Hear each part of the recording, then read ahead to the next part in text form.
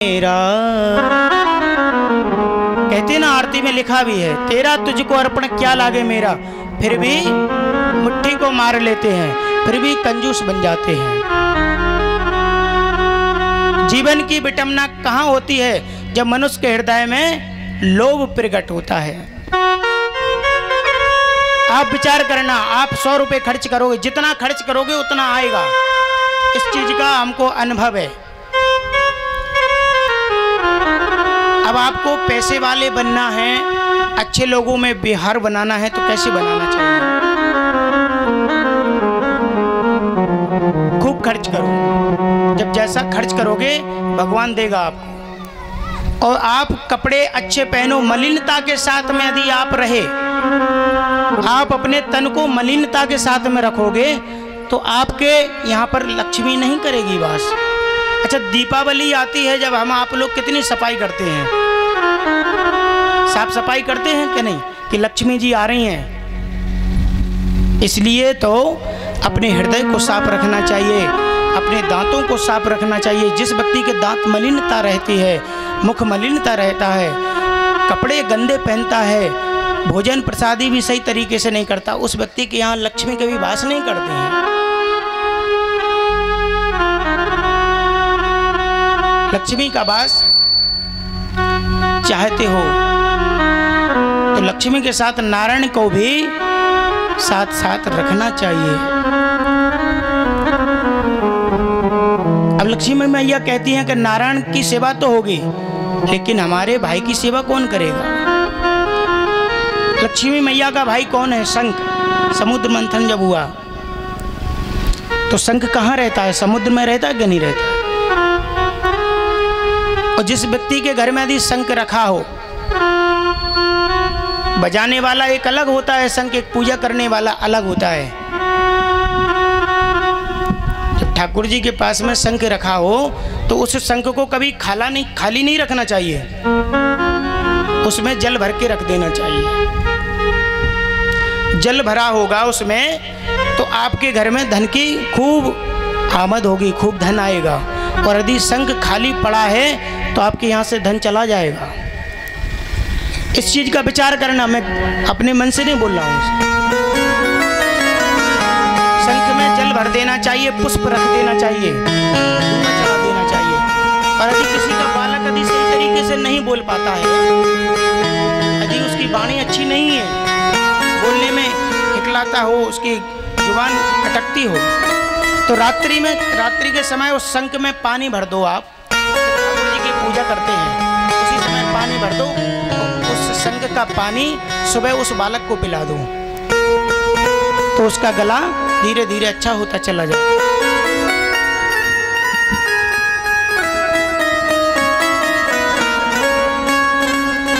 कहने का भाव ये है कि नारायण की सेवा करो। इस संसार से जाना तो हम सबको है।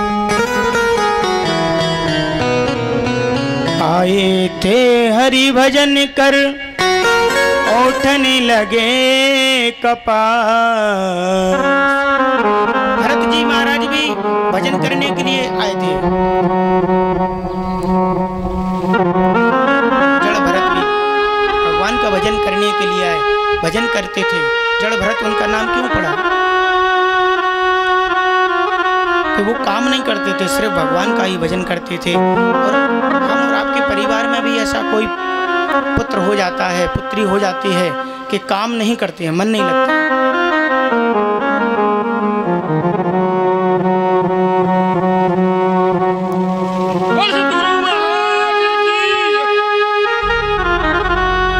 बोलिए सद्गुरुदेव भगवान की जय हो। और इस धाम की तो वास्तव में ही बहुत कला है। ऐसे श्री खाती बाबा महाराज के चरणों में मेरा कोटि कोटि प्रणाम। इस संसार से जब जाओगे तो कुछ लेकर नहीं जाओगे।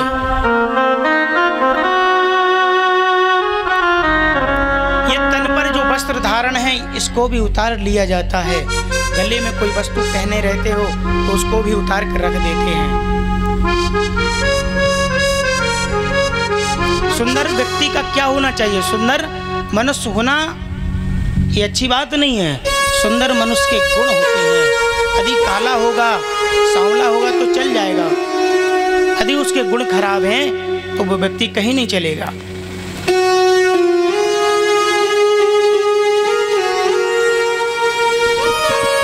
इस संसार से, इस मोह माया से यदि दूर रहना है तो हरि का भजन करना है। जिस अर्थी पर मनुष्य लेट जाता है उस अर्थी को आगे आगे चलाते हैं। उस अर्थी के पीछे जब पुरुष चलते हैं तो मरघटे के सामने जब पहुंच जाते हैं तो कुछ क्षण ऐसा लगता है कि संसार में कुछ नहीं है, और उधर से लौट कर आते हैं तो वही माया फिर जकड़ लेती है। और मरे हुए व्यक्ति को 24 घंटा रखना अपने घर में बहुत मुश्किल हो जाता है। हमने आपको बताया था इसमें क्या है, जब तक अपनी सांसें हैं, सांसें माने अपना तेल, जब तक गाड़ी में तेल रहेगा तब तक गाड़ी आगे बढ़ती रहेगी, और तेल खत्म हो जाएगा गाड़ी का तो गाड़ी वहीं खड़ी रह जाएगी। इसी प्रकार हम और आपके हृदय में जब तक सांसों का तेल है तब तक गाड़ी चलती रहेगी, और जिस दिन इसमें से सांसों का तेल निकल जाएगा गाड़ी पड़ी रहेगी। आप देखते हैं कोरोना काल में कितने लोगों की मृत्यु हुई है। कोरोना काल में सबसे ज़्यादा हमने तो देखा है कि सबसे लोग बड़े बड़े लोग गए। अच्छा, कोई गरीब गया? कोई बताओ। बड़े लोग क्यों गए? ये सबसे लोग ज़्यादा एसी में रहते हैं, जिनने कभी सत्कर्म किया ही नहीं है। भगवान का भजन करते रहो तो भगवान रक्षा करेंगे। ना तो कोरोना काल कैसी फाइल हम और आपकी भी बन जाएगी, जल्दी चले जाएंगे ऊपर। लेकिन उनको कष्ट नहीं हुआ, इतना उनको कष्ट नहीं हुआ है। कुछ लोग पड़े हैं खटिया पर, बरसों पड़े हैं, मुख में दूध डालते हैं, जूस डालते हैं, तब वह मनुष्य बरसों तक जीता है। लेकिन कोई सेवा नहीं करना चाहता है भगवान की। अच्छा, ये बताओ गाय किसके घर पर है? गाय है? गाय कौन कौन रखे हैं यहाँ पर?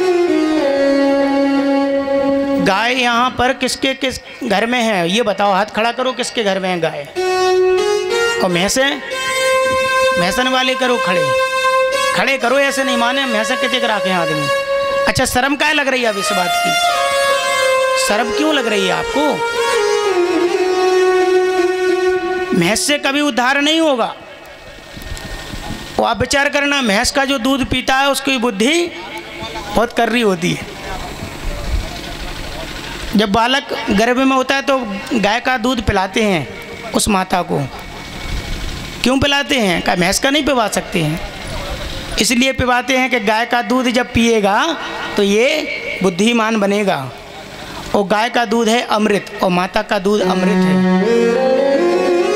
आप विचार करना, आप अपने आप समझ जाएंगे। आप इस सड़क पर जा रहे हैं, रोड पर जा रहे हैं गाड़ी लेकर, ऐसे में घी को कम कर दो। जब आप गाड़ी लेकर जाते हैं तो आप हॉर्न लगाएंगे गाड़ी का जैसे, तो गाय एक तरफ हट जाएगी। विचार करना, गाय एक साइड में हो जाएगी, और भैंसों को कितना ही हॉर्न बजाते रहो तो भैंस उल्टी आती रहेगी, भैंस कभी नहीं हटेगी।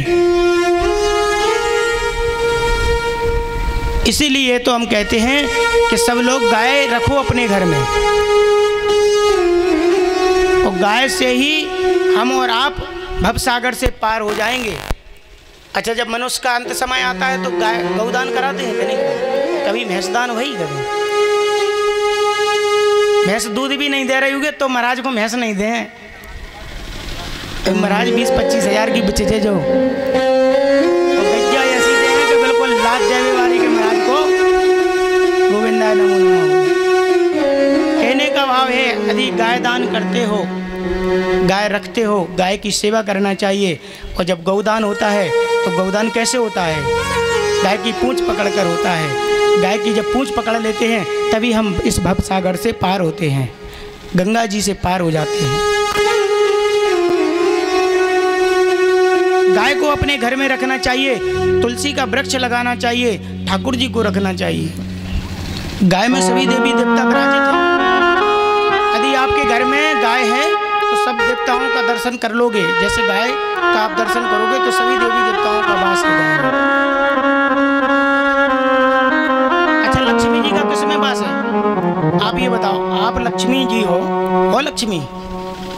आपको बताया जाता है कि आप घर की लक्ष्मी होती है पत्नी, तो आपको इतना तो अनुभव होगा कि लक्ष्मी जी का किसमें वास है। सभी देवी देवता गाय में वास करने लगे, लक्ष्मी मैया रह गई थी क्योंकि भगवान की सेवा कर रही थी। तो लक्ष्मी मैया रह गई, ब्रह्मा जी के पास आई, शंकर जी से पूछा, अब प्रभु अब हमको भी वास चाहिए गाय में, कैसे? तो सब लोगों ने कह दिया सिर्फ अब तो गाय का गोबर ही बचा है, यदि गोबर में तुमको वास करना हो तो गोबर में वास कर सकती हो।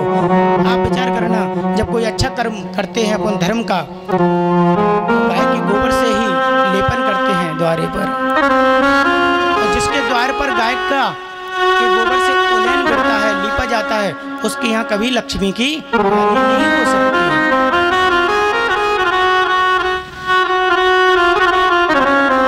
गाय की सेवा करना चाहिए। तुलसा मैया का भी वृक्ष अपने आंगन में लगाना चाहिए। द्वारे पे गाय बंधते हैं, यम सबरे देव बसते हैं।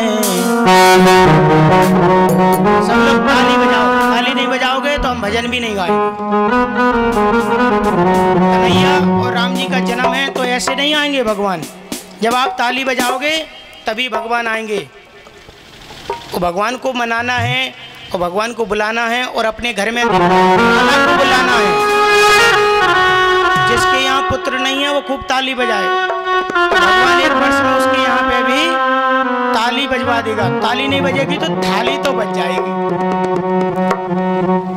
इसलिए द्वारे पे गाय बंधते हैं, यम सबरे देव बसते हैं। कर ली जो पूजा भाव, आगे की बेल बनते हैं। कर ली जो पूजा भाव,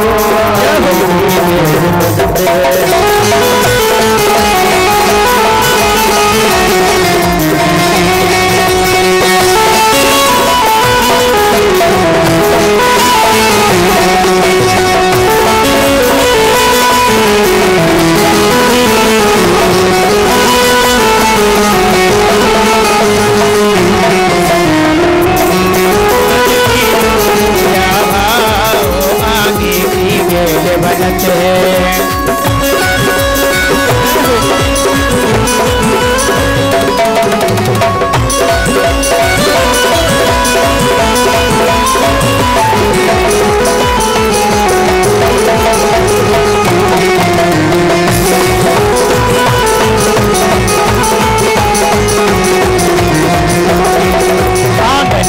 तुलसी मैया यम बैठे कृष्ण कन्हैया।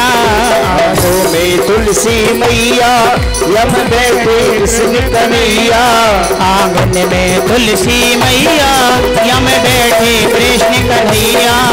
आंगन में तुलसी मैया यम बैठे कृष्ण कन्हैया। कर लीजो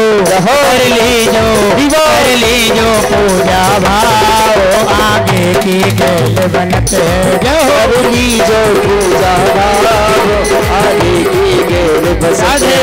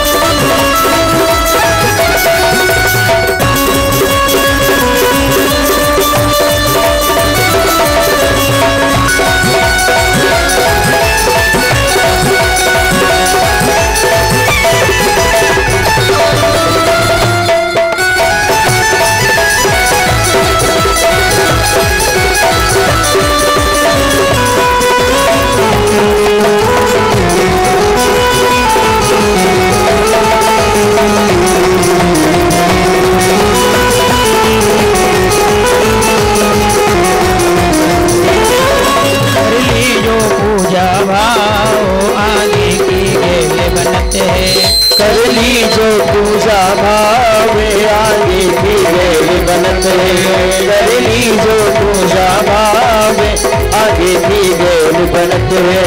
आगे की बेल बनत है। आगे की बेल बनत है। बोलिए वृंदावन बिहारी लाल की जय हो।